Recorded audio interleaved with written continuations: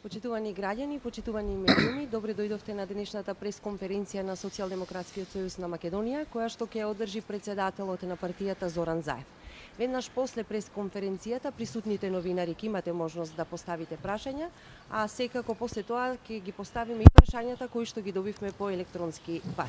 Председателе, Благодарам. Почитувани граѓани, почитувани представници на медиумите, пред точно 3 години јас и владата предводена од Социјалдемократскиот сојуз на Македонија ја презедовме одговорноста да ја водиме државата, да работиме за доброто на сите, да ја извадиме земјата од калт и да ја поведеме напред. Денеска стојам пред вас со крената глава, со чист образ и гордо можам да кажам дека успеавме и дека довербата и натаму ќе ја оправдуваме. Остваривме две од најважните стратешки цели.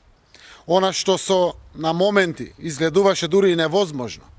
Ние сме 30-та земја членка на НАТО и имаме одлука за почеток на преговорите со Европската Унија. Испишавме историја. Од заробена држава, денеска сме најпозитивниот пример во регионот. Ја обезбедивме сигурната иднина на граѓаните. Ја вративме слободата и демократијата.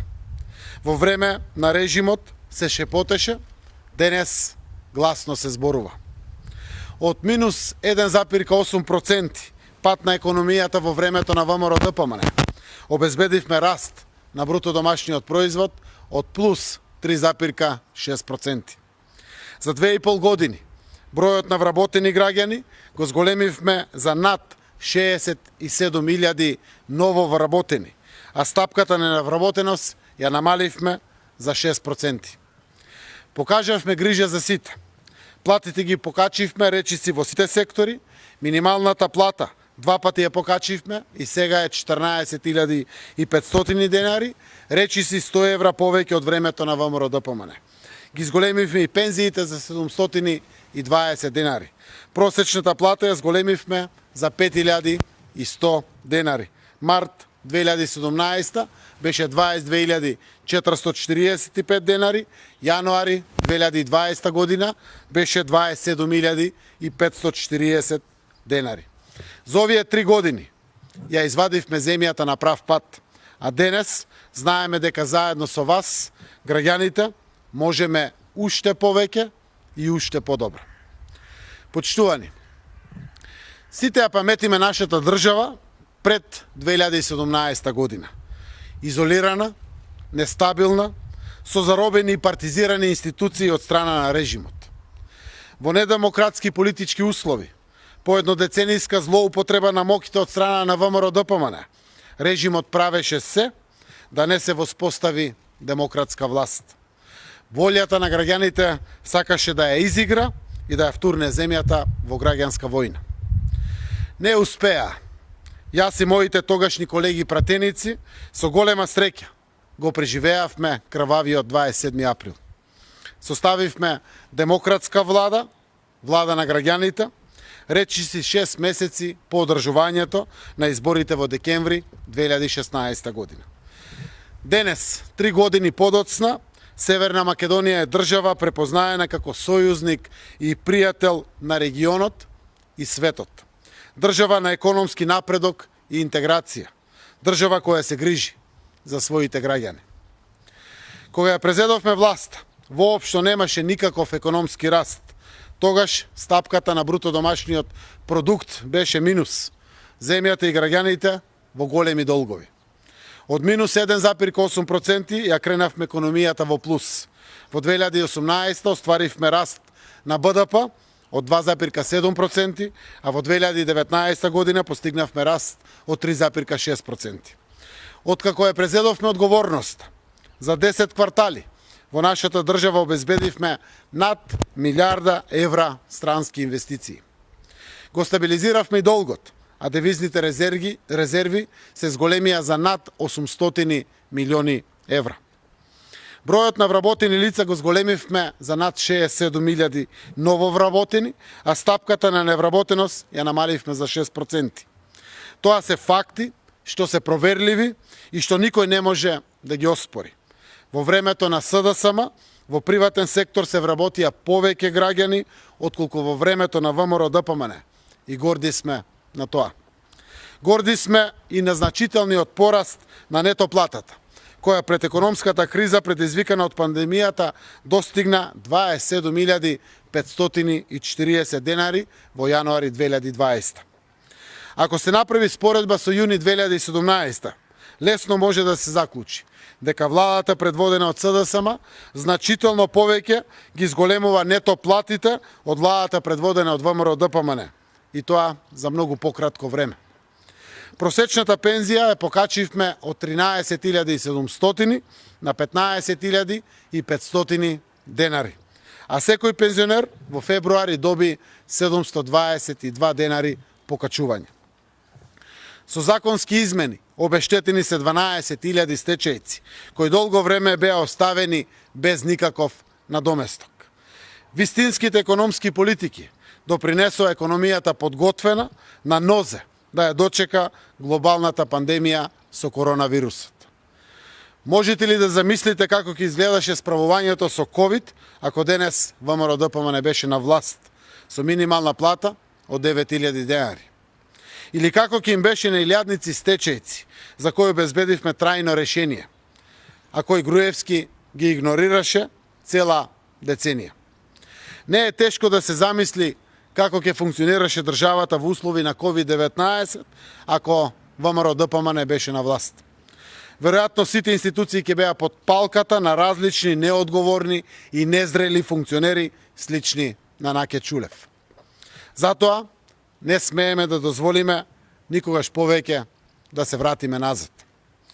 Почитувани, покажавме дека можеме сите отворени прашања со соседите да ги затвориме, а при тоа да го обезбедиме нашиот македонски идентитет, нашата посебност, нашиот македонски јазик. Денес ние сме членка на НАТО, македонското знаме гордо се вее пред седиштето на Алијансата и очекуваме отварање на првите поглавја на почетокот на преговорите за членство со Европската Унија. За жал, кога носевме историски одлуки, кога чекоревме на прав пат кон полноправно членство во НАТО и отварање на преговорите со Европската Унија, немавме сојузник во најголемата опозицијска партија, предводена од Христијан Мицковски. Мицковски покажа дека нема ниту став, ниту зрелост, ниту чувство на одговорност за националните интереси. Збунет политичар, без јасен став, од кој не видовме ништо друго освен слепо служење на својот шеф Никола Груевски, секојдневно ширење лажни вести и подкопување на интересот на граѓаните и државата. Христијан Мицковски не покажа зрелост и конструктивност ниту кога се соочувавме со проблеми кои не засегаат сите, како што беше проблемот со загадувањето на воздухот и како што е сега светскиот проблем со пандемијата од COVID-19. Тоа граѓаните многу добро го знаат, но ние продолжуваме напред. Се водиме од интересот на граѓаните и државата и ниту една обструкција, кочење или деструкција од Мицковски нема да не запрат. Почитувани, од принципот правда за сите не отстапуваме и тој принцип мора да важи и за судиите кои чуваат пресуди и предмети во фиоки, спасувајќи криминалци. Донесовме пакет реформски закони во правосудството. Отворивме простор за независна, професионална работа на правосудството и сега судиите и обвинителите се на потек да испорачаат правда, наместо да ја попречуваат, како што видовме во некои случаеви во изминатите 3 години. Нашиот успех како реформска влада се потврди и со најдобриот напредок во реформата на безбедносните служби, како и со напредокот што го направивме во реформата на јавната администрација. Но знаеме дека треба уште многу повеќе кога е правдата во прашање. Време е за целосно прочистување на судството, за да се остави простор на честните и професионалните суди и обвинители, да обезбедиме правда за сите. Тоа ќе го направиме. На тема здравство, како партија и како влада покажавме одговорност и вложување во она што е најважно. Вложувавме во човечкиот капитал, и во образованието, и во здравството, и во сите други дејности. Кумулативно, заедно со сите зголемувања досега, вклучително и зголемувањето во месец февруари 2020 година, основната плата на лекарот специјалист ја зголемивме за 40%, на медицинските сестри помеѓу 20% и 23% на медицинските сестри на клиниките, на општите лекари за 25%, а на здравствените соработници за 15%. Инсулините, кои се со сертификат за квалитет и кои не се од паралелен увоз, се денешна реалност. За 2 години воведовме 6 нови лекови. Ги подобривме условите во 28 јавно здравствени установи. Здравствената заштита ја подигнавме на повисоко ниво, а здравствените работници и соработници имаат значително подобрени услови за работа. Тоа е вистинска грижа за лекарите, за медицинскиот персонал, тоа е вистинска грижа за граѓаните. Гледаме колку е значајно ова вложување во здравството сега кога се соочуваме со пандемијата на коронавирусот. За жал, како што Мицковски се обидуваше да ги подкопа напорите да зачекориме на сигурен и стабилен пат кон Европската унија и НАТО, така сега се обидува да ги подкопува здравствените напори за борба против пандемијата, како и довербата на граѓаните во здравствениот систем. Наместо конструктивна критика од страна на опозицијата, во овие 3 години бевме и се уште сме сведоци на црни кампањи со лажни вести, дезинформации, клевети и инсинуации.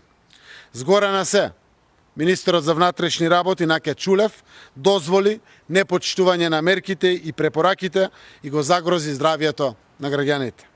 Овие денови ги гледаме последиците од оваа неодговорност, имаме нов број заразени од вирусот. Но здравствените институции имаат капацитет и ќе се справат со оваа ситуација. Многу е важно да разбереме дека вирусот е тука и затоа сите мора да ги почитуваме мерките за заштита. Почитувани граѓани, сите ние сме исправени пред предизвикот за справување со последиците од глобалната пандемија на коронавирусот. Покажавме дека и во комплицирана состојба, со нецелосно функционални институции, можеме да го заштитиме здравјето на граѓаните и да најдеме решенија за трансформација на економијата и зголемена помош за сите категории граѓани. Но, за да продолжиме уште поефикасно, за да можеме да го заштитиме здравјето на граѓаните, уште попосветено, потребни се целосно функционални и капацитетни институции. Наш приоритет е здравјето на граѓаните и нивната живеачка.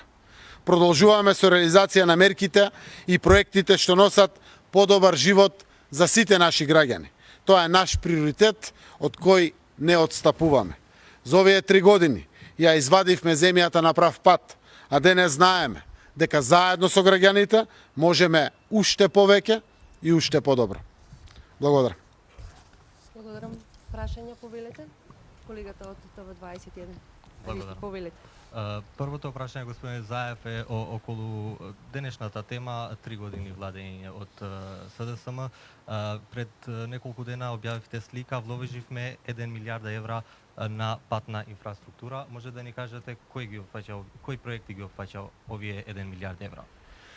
Сите проекти на цела територија на државата, кои што вклучуваат сопствени пари, од парите на јавното претпријатие за државни патишта, буџетските пари од транспорт и врски, се работи за регионални и магистрални патишта ширум државата, пари обезбедени од Европската банка за обнова и развој, пари кои што се од кредитите, дали се кинеските или од другите кредити пред се од Светска банка, целата километража која што е измерена е целосно нова изградена или е комплетно реконструирана, е во вкупна вредност од 1 милиарда евра.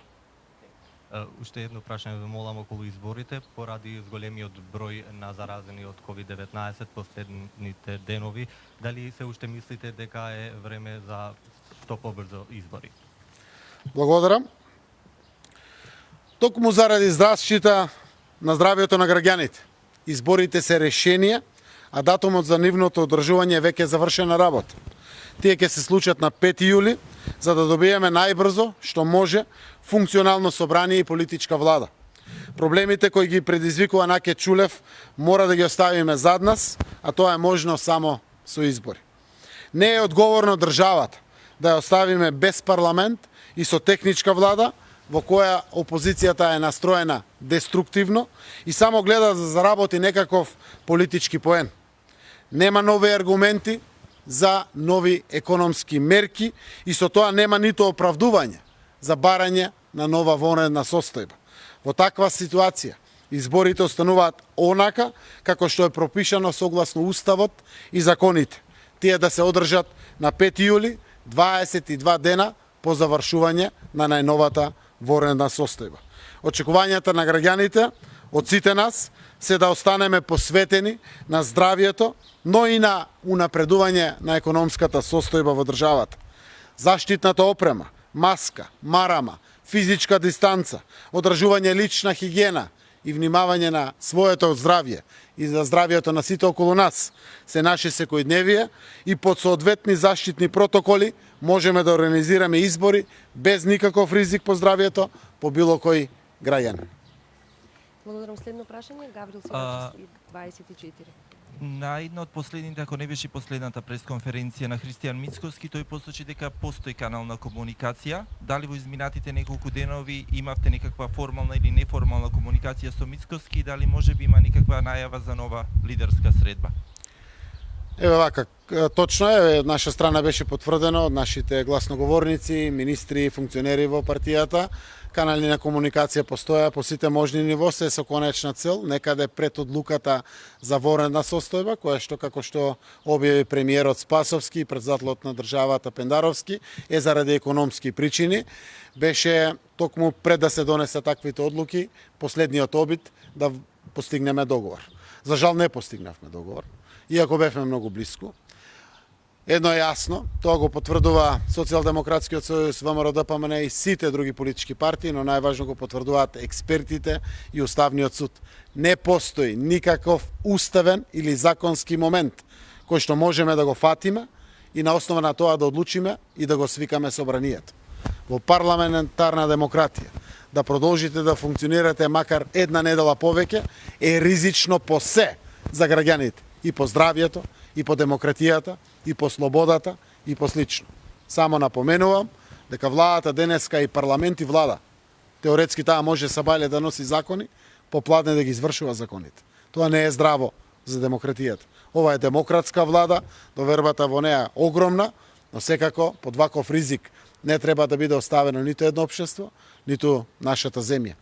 Во такви околности, без постигнат договор, одлучивме да сугерираме заради економските мерки и заради потребата од дополнително 2 седмици за нивна имплементација, реализација, поддршка на компаниите и на најсиромашните во ова тешко и економско време, донесовме одлука владата да предложи до председателот на државата 2 седмици, но преку тоа испративме порака.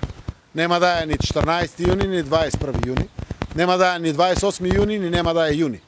Ке биде јули, правиме последна отстапка, бујрум 35 дена, сите имат време да се подготват заради институциите на државата. Сите знаеме дека ќе живееме со коронавирусот. Тоа е наше секојдневие. Гледаме што се случува во Италија и во сите други земји. Навистина, вирусот слабе, но е присутен насекаде. Слабе во неговиот ефект. Гледате се асимптомски сите нови заболени од вирусот, односно нема температура, нема течење на носот и другите симптоми кои што се, но се шири коронавирусот. Сите овие денешни бројки кои што ги имаме од денеска, од вчера и од завчера, се од времето кога имаше и полициски час. Така да и полицискиот час не е решение. Она кое што го гледаме дека болничките капацитети се ослободени. Во сите овие неколку дена наназад имаме само 5 хоспитализирани во 8 септември и 2 на инфектолошка клиника. Значи, навистина, рефлексијата на заразата кај позитивните граѓани е олабавена, е ослабена. Дали е заради временските услови, тоа ќе го кажат здравствените работници, дали е заради траењето на пренесувањето, па навистина импактот на короната е ослабен, но тоа се факти, за нив ќе зборат повеќе стручните комисии. Но во вакви околности Ова ќе трае и на 5 јули, и на 5 август, и на 5 октомври, и на 5 јануари, веројатно 2021 година. Не можеме државата да ја оставиме без парламент и во техничка влада во кој што некој обстојува само заради политички поени и деструктивно работи со своји скриени политички калкулации. Така да 5 јули е денот на изборите. Има доволно време, 2 недели имаме ворена состојба, 22 дена после тоа имаме време и текако сите знаевме дека ќе бидат овие нови специфични услови на кампања и промоција на програми и кандидати. Тоа го знаеме, на народот му е јасно. Народот е насекаде, по кафичите, по ресторантите, по парковите, по улиците, по моловите. И тоа е нашата нова нормалност и реалност. Здраво е за државата во споставување на парламент во парламентарна демократија. Тоа треба час поскоро да го направим. Благодарам. Ако нема од присутните следно прашање, би продолжиле со прашањата кои што ги добивме од Сител телевизија, Алса Тем и Телма телевизија. Дел од прашањата се одговорени, но во интерес на јавноста ќе ги прочитам. Сител телевизија има ли нови позитивни на COVID-19 во раководството на СДСМ по објавата дека позитивен на коронавирус е Мухамед Зекери? Кои се од владините и партиските функционери на СДСМ се во изолација? Дали тестите правени на премиерот Спасовски и на директорката на УЈАП Лукаровска и дали има резултати? Благодарам. Како што е информирана јавноста, подпредседателот Мухамед Зекери и неговото семејство се позитивни на коронавирусот, а позитивна е и директорката на Управа за јавни приходи Сања Лукаревска, која е дел од извршниот одбор на партијата. Согласно здравствените протоколи и здравствената превенција, во самоизолација се лицата кои имале контакти со нив, како што е подпредседателот Манчевски Дамјан, Мила Царовска, подпредседателката Маријан Забрченец, Славјанка Петровска, кои ќе се тестираат секако овие денови. СДСМ од почетокот на пандемијата на дело покажува што е одговорно однесување, ги почитува сите протоколи, мерки и препораки за заштита на здравјето на секој поединец, така и ќе продолжиме. Во СДСМ состаноците и партиските активности се одржуваат согласно сите мерки за заштита во големи простории на соодветна дистанца со заштитни маски и обезбедени средства за претходна лична дезинфекција. Овде во седиштето на СДСМ обезбеден е протокол и услови за лична дезинфекција, поставени се соодветни средства за оваа намена на секаде, се прави редовна дезинфекција на сите простории, се почитува физичката дистанца, како и насоките за носење заштитна опрема, како маска или марама.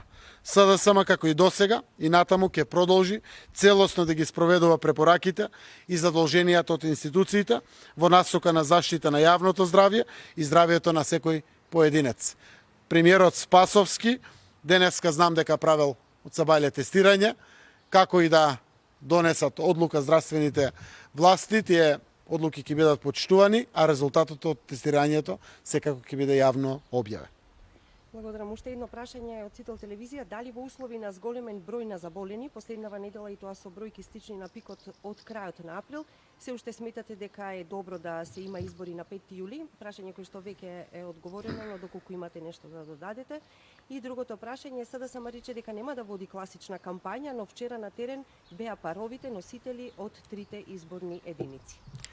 Дури и вчера и минатиот викенд, кога предходните три изборни единици беа на терен, сето тоа се одржуваше во рамките на протоколите и држењето дистанца, заштитни маски и опреми. Со тоа сакаме да испратиме порака до граѓаните дека кога и да дојде кампањата, еве и во овој пат предкампањски период, доминантно ќе се водат кампањите преку социјалните медиуми, електронските медиуми и на сите други модерни начини на комуникација со граѓаните, за да ја представиме целосно нашата програма, нашата визија за едината, но и секако и нашите кандидати, но и дури кога ќе излеземе на терен, тоа е возможно. Со маска на лицето, држење на дистанца, 1,5 до 2 метра оддалеченост, со целосно почитување на здравјето свое, но и здравјето на соговорниците, граѓаните околу нас, може до крај да се испромовираат сите програмски определби и сите кандидати како кандидати за граѓаните пред кои што се нудиме за следните избори. Прашање од Алса, како што кажа, во интерес на јавноста ќе го прочитам и првото, иако одговорено, дали продолжуваат меѓупартиските преговори за датум за избори и кога ќе има конкретен датум. И второто прашање, доколку условите не дозволуваат избори, како ќе продолжи работата на институциите? Дали ќе продолжи да функционира техничката влада и што ќе се случува со собранието? Добро, во сите овие разговори со комуникациите кои што ги имавме со сите политички партии, не само меѓу СДСМ и ВМРО ДПМН, прва работа што сите заклучивме дека и Уставниот суд и председателот на собранието потврди дека не постои уставен начин, ниту законски начин како да се свика повторно парламентот. А без парламент, во парламентарна демократија е ризично, нездраво и непрепорачливо да состојбата се пролонгира и продолжува во бескрај или во недоглед. Во такви околности прво заклучивме дека не можеме да го свикаме собранието. Во околности кога не можеме да го свикаме собранието, тогаш одговорноста на сите е како повторно да ги воспоставиме институциите, како што е собрание и целосно политички одговорна влада, која што ќе носи одлуки со сите права, но и одговорности подготвена да ги преземе. Во такви услови едно е јасно, дека сите заедно мораме да бидеме одговорни и час поскоро да ја завршиме оваа работа со изборите. Изборите повеќе за мене не се тема. Нашата влада, институциите на државата мора да бидат целосно посветени на здравјето и на економијата.